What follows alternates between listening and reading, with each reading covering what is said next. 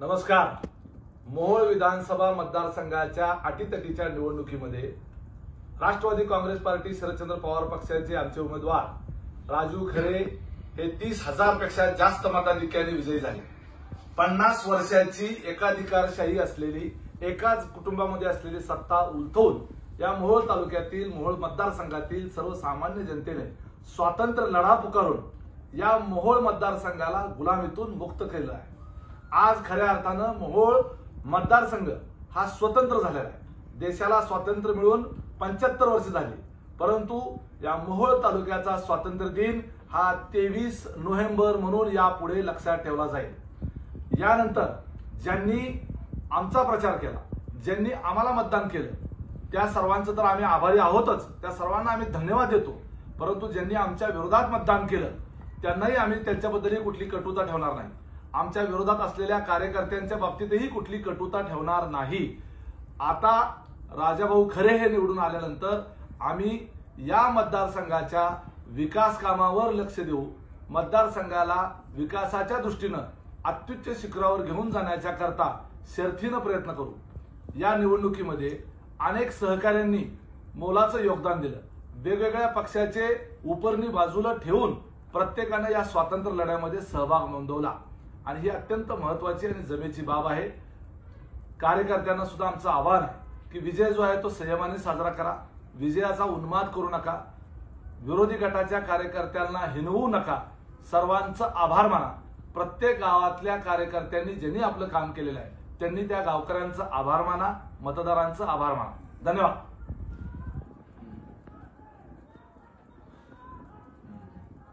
मोहोळ मतदारसंघातील 12 बलुतेदार व दादागिरी, झुंडशाही, हुकुमशाही, तानाशाहीच्या विरोधात गेली 30-40 वर्ष झगडणाऱ्या जनतेचा हा विजय आहे. मोहोळमध्ये यापुढे कायद्याचं राज्य चालेल.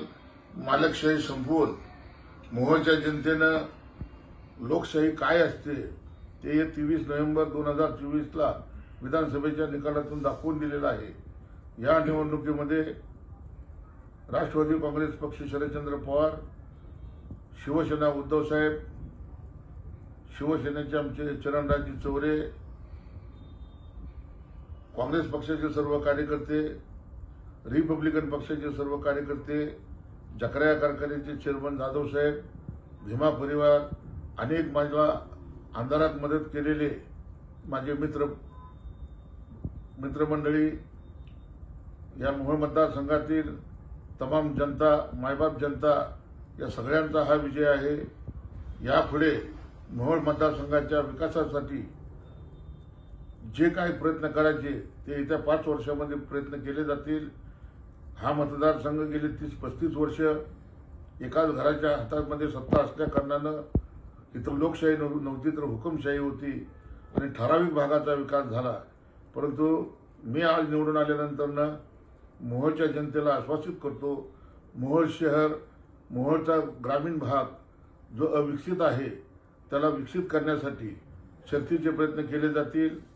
मोहोळ शहरामध्ये असणारे पाण्याची पुरवठा योजना, मोहोळमध्ये अंतर्गत रस्ते, मोहोळमध्ये मलनिस्सारणचे प्रकल्प आणि मोहोळमध्ये सुसज्ज असं महिलांसाठी स्वतंत्र असं विद्यालय उभा करणं, मोहोळमध्ये बेरोजगारीचा प्रश्न मिटवण्यासाठी एखादा उद्योग आणणं, असे सर्व मोहोळचा चेहरा मोहरा बदलणं, यासाठी या 5 वर्षामध्ये एक मिशन हातामध्ये घेऊन माझे सर्व सहकारी संजयजी क्षीरसागर, चरणराज चौरे, मानाजी बापू माने, विजयराज डोंगरे, काका साठे, उमेशदादा पाटील, आमचे जकराया कारखान्याचे जाधव साहेब, भीमा परिवारांचे आमचे श्रीराज जगताप, श्रीकरणा जगताप, शिवसेनेचे आमचे दीपक मेंबर, आमचे वानकर साहेब, रमेश बारसकर, या सर्व सहकार्यांना बरोबर घेऊन एक असं प्लॅनिंग केलं जाईल आणि ते प्लॅनिंगनुसार मोहोळचा चेहरा मोहरा बदलण्याचं काम हा आमदार म्हणून राजू खरे करेल.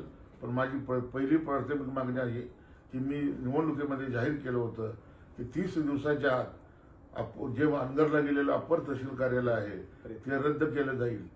त्याच्यासाठी सरकार उद्या कोण बनवतंय हे पाहून सरकार दरबारी प्रयत्न करून अनगरला गेलेलं अपर कार्यालय रद्द करून ते पूर्ववत पुन्हा मोहोळला आणण्यासाठी मी माझे सर्व प्रयत्न करणार आणि मोहोळच्या जनतेची आटोकाटपणे सेवा करण्याचा प्रयत्न करणार. सर्वसामान्य घटना अर्पित आणि